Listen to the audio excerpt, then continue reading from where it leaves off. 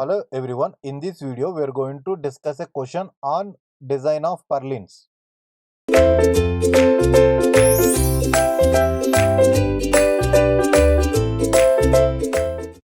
See this question on the purlin. Let me read this question. A pitched roof is to be provided for a workshop of effective span. How much? Capital 18 meter. The trusses are spaced at 4 meter center to center. As we know, spacing of the truss itself is a span of the purlin, right? So this is small l. And the purlin spacing is 2 meter. Okay, purlin spacing is 2 meter center to center. So this is center to center. Now pitch of the roof is how much? 20 degree. Okay, pitch of the roof is 20 degree. Now dead load. So DL is dead load how much? 0.15 kilonewton per meter square. It means see, meter square means per unit plan area, this much of kilonewton load, dead load is acting. And for live load, if you see, again live load is also given for unit plan area, that is 2 kilonewton per unit plan area. And wind load is again given per unit surface area, that is 0.5 kilonewton per meter square. It means all these loads were given per unit areas. Okay, so in our solution we have to convert these particular loads into kilonewton by multiplying with corresponding area on which that loads are acting. Okay, next what is asking? Check the suitability of ISMC 200 at 0.22 kilonewton per meter section. So these were the properties of that ISMC section. So see the properties. Gross area is given and overall depth is given.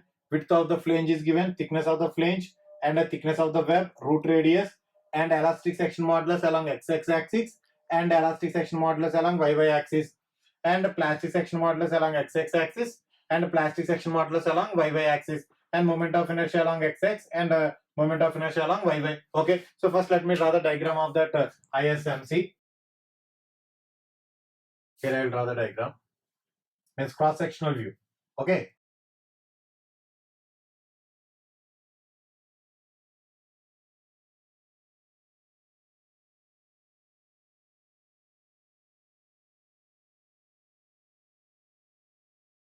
So I will not represent all the details here, just I will show the axis, that's it. Okay. So this is x-x axis and this is y-y axis, here where CG lies. Okay. So this is y-y and this is x-x. Okay. So this is the cross section of that ISMC 200. Now what is asking us to find the suitability of this section used as a purlin. Okay. Suitability of this section used as a purlin for the given conditions. Okay. For the given conditions. So now for checking the suitability, we need to follow all the steps. Okay, all the steps what we have discussed in the design of purlins. Okay, what we have discussed in the design procedure of the purlin. So what is the first step there? We need to calculate live load and dead load, which is nothing but gravity load, and the wind load corresponding to the given conditions. Okay, so first calculation of loads. First step here is calculation of loads. So I'll start from here. First step, calculation of loads, or simply I'll write it as loads. Okay, loads. Now what is the dead load here? Dead load is how much? 0.15 kilonewton meter square. So to convert into UDL, that is uniformly distributed load, we have to multiply with spacing of the purlin. So that is 0.15 into 2. So that comes out to be how much? 0.3 kilonewton per meter. Now coming to the live load. So live load is how much? 2 kilonewton per meter square. Multiply with 2. We'll get it as 4 kilonewton per meter. As we know, summation of these two is nothing but gravity load. So gravity load is nothing but gravity load is equal to dead load plus live load, right? Dead load plus live load, that is 0.3 upon 4. Sorry, 0.3 plus 4, that is 4.3 kilonewton meter. Okay, 4.3 kilonewton meter. Next is wind load. Wind load is how much? 0.5 kilonewton per meter square. 0.5 into 2. So it comes out to be 1 kilonewton per meter. Is that okay? So these were the uniformly distributed dead load, live load and wind load. Okay, dead load, live load and wind load. Before going to factor the load, we need to resolve this gravity load. As we know, gravity load always acts in vertically downward direction, whereas the wind load always acts in normal direction to the roof truss or normal to the principal rafter. Is that okay? Therefore, as this is the roof truss, as we know this is a roof truss, and this angle is theta, given in the question as 20 degree, right? As just now we have discussed, in this direction that gravity load will act. Okay, in this direction gravity load will act. Now we need to resolve this gravity load in the perpendicular direction to this roof truss and parallel direction to this roof truss. It means the resolutions need to be made in this direction and in this direction as well. So this is theta, means I get 20 degree. If this is W, okay, if you take this gravity load as a W, so if this is W, as we know this is W cos theta and this is W sin theta. SR, no? Is that clear? Now, gravity load in the parallel direction, okay, gravity load in the parallel direction of the truss, roof truss, or purlin you can say. So parallel to roof. How much parallel to the roof is how much? W. So what is W here? 4.3. 4.3 cos, sorry, sine. 4.3 sine 20. 4.3 sine 20.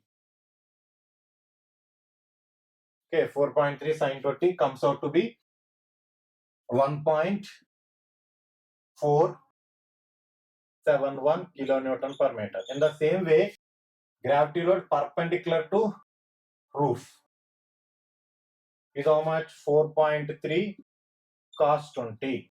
Okay, perpendicular 4.3 cos 20, that is 4.041 kilonewton meter. So these were the resolutions of the gravity load. Why? Because gravity load acts in vertically downward direction, whereas wind load acts in the normal direction to the roof, or you can say perpendicular to the principal rafter. Okay. Now let us go for factoring. Okay, let us go for factoring. So now factoring the loads or factor loads. Appropriate factors here are factor load. Now in Z direction, Y direction. Now what are the loads in Y direction? As discussed, this is Y. Okay, so this is Y. And this is X. Is that clear? Once again I repeat. This dead load, live load. Okay, this dead load, live load, summation of these two is gravity load. Now gravity load, one component. Okay, gravity load, one component, and wind load are acting in this YY direction. Okay, this YY direction, which causes MX. Okay, which causes MX. Whereas the component of dead load and live load are only acting in X direction, which causes MY. Okay, which causes MY. So if there is only dead load and live load, then the appropriate partial load factor is 1.5. But here in Y direction there acts all the three loads. It means dead load, live load component and wind load is acting, therefore appropriate load factor in this case is 1.2, not 1.5 as I said in Y direction. In Y direction the load factor is 1.2, not 1.5. So then the load comes out to be 1.2 into how much it is acting in Y direction, that is in perpendicular direction, W cos theta. So 1.2 into 4.041 plus wind load is how much? It is always acts in normal direction to the roof. Okay, plus 1. This is the factor load in Y direction which causes MX. So how much the factor load here? 1.2 into 1 plus 4.041. It comes out to be 6.05. Okay, 6.05 kilonewton per meter. Okay, this is the factor load. Okay, this is the factor load. It means that is dead load plus live load plus wind load. Now coming to the factor load in X direction. So in this diagram itself I have shown X and Y. So this is X direction and this is Y direction. Okay, X direction means parallel to the roof. Y direction means normal to the roof or perpendicular to the roof. Now the load in this X direction causes moment My. Okay, moment My. Now in the X direction there presents only this one. Okay, in X direction there presents only component of dead load and live load, that is 1.471. Therefore here appropriate factor is 1.5. In previous case it is 1.2. So how much here? 1.5 into 1.471 is equal to, so basically this comes out to be 1.5 into 1.471 comes out to be 2.21. 2.21 kilonewton per meter. So this is basically dead load plus live load component in parallel direction. Is that okay? So these were the loads. Okay, these were the loads, and multiplied with appropriate load factors. Okay, multiplied with appropriate load factors. So take it down first. So first you take it down, and later we'll proceed to the next step. So this is the first step in the design of this purlin. And after taking this, we'll go for the second step, that is calculation of maximum bending moment. So for that, we're having some formulas, right? Already we have discussed what are those formulas. We'll see. So first you take it down. Okay, I'm going to rub this. So second step, calculation of bending moment. Okay, calculation of bending moment in x and y direction. Now coming to the mx, we're having the formula PL by 10, right? Okay, PL by 10. So coming to the P, so this P is nothing but factor load into span of the purlin. Okay, how much the factor load? How much the factor load in y direction? So factor load in y direction is 6.05. Now the span of the purlin is 4 meter. So this comes out to be 24.2 kilonewton. So this is P. Okay, this is the value of P. Okay, this is the value of the P. Now My comes out to be 24.2 into span of the purlin is 4 by 10. So this value comes out 9.68 kilonewton meter. Okay, 9.68 kilonewton meter. That is a moment in x direction. Now let us see the moment in y direction. For calculating the moment in y direction also, we are having the formula prescribed by the code. That is HL by 10. Again, H is nothing but factored load in kilonewton along x axis. So that is 2.21 into 4. So to get that uniformly distributed load in kilonewton, we need to multiply with the span of the purlin. So 2.21 into 4 comes out to be 8.84 kilonewton, right? By substituting this value here, 8.84 into 4 by 10, we'll get moment in y direction. How much it comes out to be? 3.536 kilonewton meter. So this is the second step. So these were the calculated moments in x and y direction. In x direction, how much? 9.68 kilonewton meter, and in y direction 3.536 kilonewton meter. Is that okay? So first you take down the moment values, and later we proceed for the next step. So next step is calculation of the required section modulus. Okay, required plastic section modulus in x direction. Okay, so for that also there exists one empirical formula. Basically, here purlin is subjected to biaxial bending. Therefore, the design procedure is a trial and error method, because here in the calculation of the required section modulus, we require the dimensions of the overall depth and width. Okay, width dimension of the cross section of a purlin. So which are unknown if you don't choose a trial section. Is that okay? That is the reason this particular design procedure of purlin is a trial and error.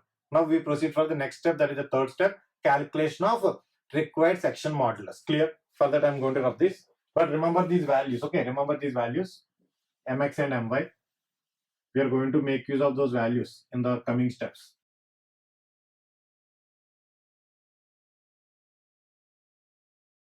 So third step is calculation of required section modulus. Okay, calculation of required section modulus. That is ZPX required. For that we are having one empirical formula, which is what already discussed.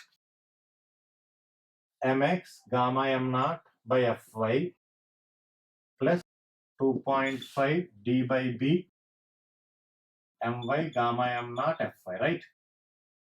Now if you see this formula, in this formula, depth of a section and width of a section were present, right? So without choosing a trial section, we can't proceed further. That is the reason this design procedure is a trial and error. Okay, this design procedure is a trial and error. Okay, 2.5 d by b. Now here the section is what is the section? Here the section is ISMC 200. So here overall depth is how much? 200, and width is 75. So substitute those values, and mx and my just now we have calculated, and gamma m naught is nothing but a partial factor of safety for material, and Fy is the yield stress. Okay, now substitute the values here.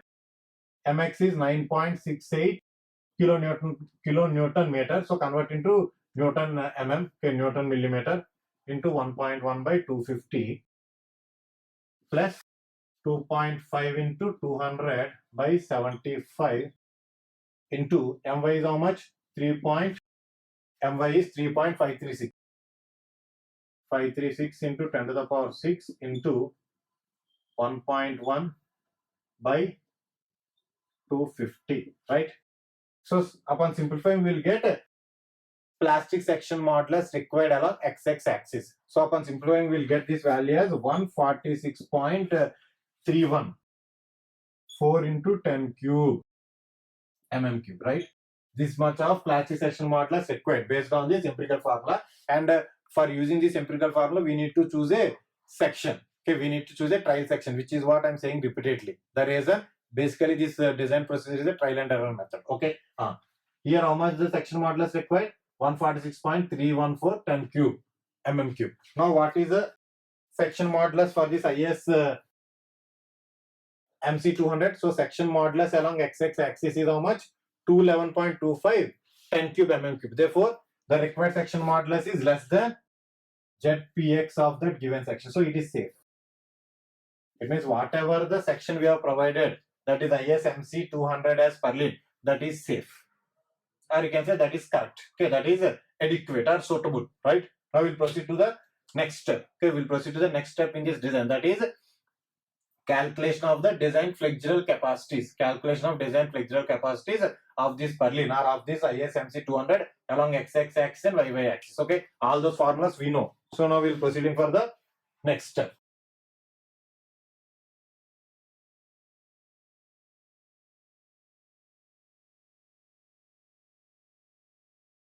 Okay, before proceeding into the next step, that is calculation of the design flexural capacities of this ISMC 200, let me classify the given ISMC. Okay, the classification means whether it comes under plastic or compact or semi-compact. Okay, so for that we are having some standard values. So section classification.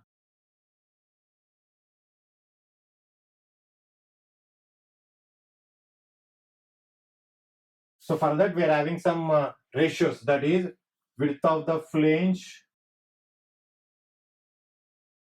or outstand of the flange, whatever it may be.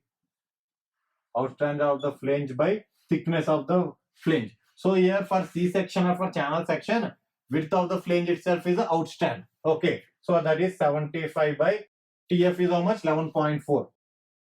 So this ratio comes out to be 6.58, which is less than 9.4.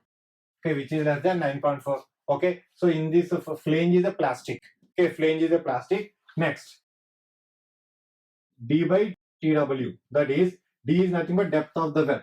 So for this channel, depth of the web is calculated as follows. The same procedure what we have adapted for I section, that is overall depth is 200 minus 2 into thickness of the flange is how much? 11.4 plus root radius 11. So again, I'm not going to show in the diagram. Already for I section or in the discussion of the beams, we have seen how to calculate this D. The same D for I section. The same procedure is followed for channel section also. So thickness is how much? 6.1. So upon simplify, we'll get it as 155.2 by 6.1. So finally, this value comes out to be 25.44. As it is a channel section, for web to be plastic, the ratio should not be less than 84. It should be less than 42, as it is a channel section. Now the ratios, so the corresponding ratios of ISMC, flange and web are within the range specified for plastic section. Therefore, this ISMC is a plastic section. Okay, this is a plastic section. Okay, this is plastic section. This is how the classification is going to run. Already we know it. Now let us go for the next step. That is the first step. What is the first step? Calculation of the design flexural capacities.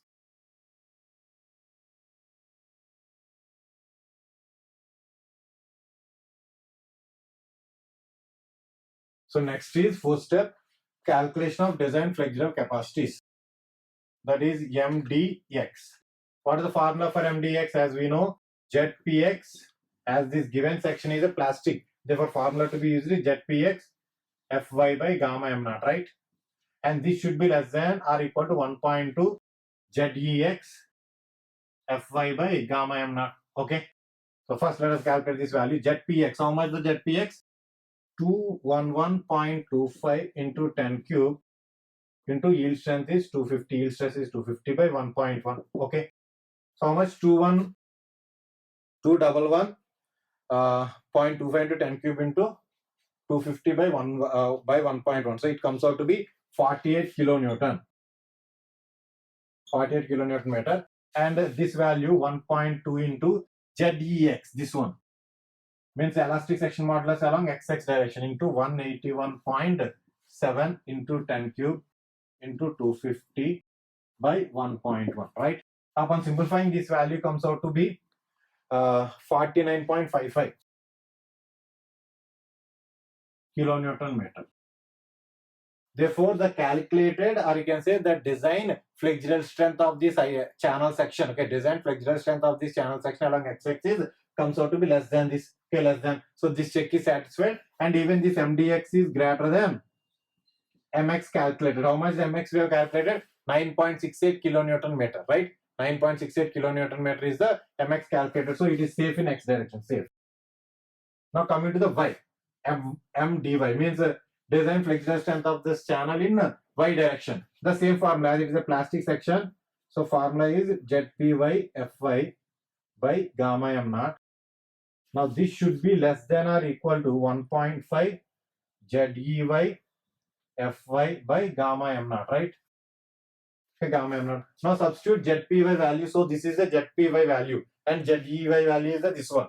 Fy is 250. So upon substituting directly, I write the values here. Upon substituting, we'll get this value ZPY into Fy by gamma m naught. This value comes out to be how much? 12 points. So that value comes out to be 12.8 kilonewton meter. Okay, 12.8 kilonewton meter. And this value comes out to be 8.96 kilonewton meter. Okay, this 1.5 ZEY into Fy by gamma m naught comes out to be 8.96 kilonewton meter, and this value comes out to be 12.8 kilonewton meter. As this value, okay, as this value is less than this value, therefore adopt MDY as a 8.96, not 12.8. Okay, adopt this value as a 8.96. Okay. So now MDY value is how much? MDY is equal to 8.96 kilonewton meter, which is greater than My calculated. How much the My? My is 3.536 kilonewton meter, which is what already calculated in the second step. So it is also safe here, safe. Now first step is completed. Okay, first step is completed. So here this purlin, that is ISMC 200, passed in first step also. Now let us go for the fifth step. What is the fifth step? Fifth step is nothing but overall member strength. Okay, checking the overall member strength. So fifth step is checking the overall member strength. Okay, next step in this design is check for overall member strength. Okay, so next step here in this design, check for overall member strength.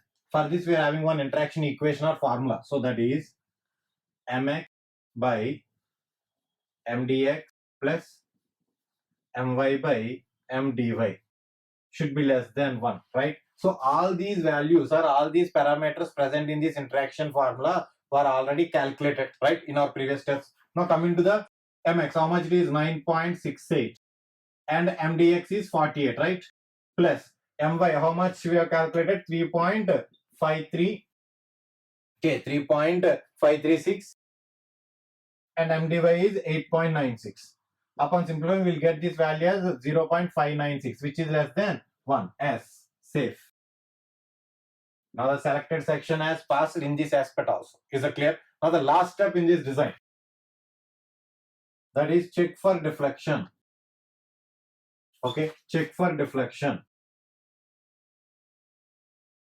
Okay, check for deflection. Now for calculating the deflection, we use our we take only live load into the consideration. Okay, live load into the consideration. Now what is a live load? Here that to live load in y direction. Okay, that to live load in y direction. So now live load in y direction. So what is that live load in y direction? So live load in y direction is equal to 4. So total live load is 4 kilonewton per meter. So 4 cos 20. So this is the live load in y direction. So finally, upon simplifying this 4 cos 20, we'll get this value as 3.76 kilonewton per meter. Okay, this is the live load. And for calculating this deflection, we assume that purlin is simply supported. Now for simply supported beam with UDL, what is the deflection? The formula for deflection here I will write. Delta is equal to 5W L power 4 by 384 EI, right? 384 EI. Now 5 and W is this one, 3.76. And length of the purlin is nothing but spacing. Okay, spacing of the truss, that is 4000 power 4 by 384 into E. E is nothing but Young's modulus. For mile its value is 2 into 10 to the power 5.